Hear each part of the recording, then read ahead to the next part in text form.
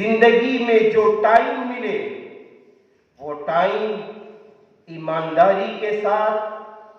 एक दूसरे का दिल जीतने के साथ, एक दूसरे की मोहब्बतें पाने के साथ, एक दूसरे को तरक्की देने के साथ, एक दूसरे को आगे बढ़ाने के साथ और एक दूसरे को मुस्कुराते हुए देखने के साथ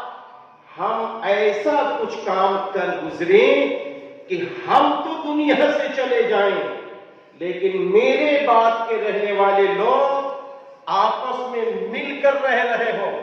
आपस में प्रेम से रह रहे हो, आपस में एक दूसरे को देख के मुस्कुरा रहे हो, क्योंकि धर्म टकराने का नाम नहीं है,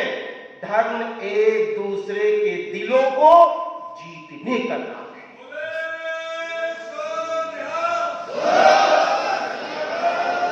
आप देखिए, हर धर्म के ऋषि मुनि ने ये पैगाम दिया है, ये मैसेज दिया है कि ये धर्म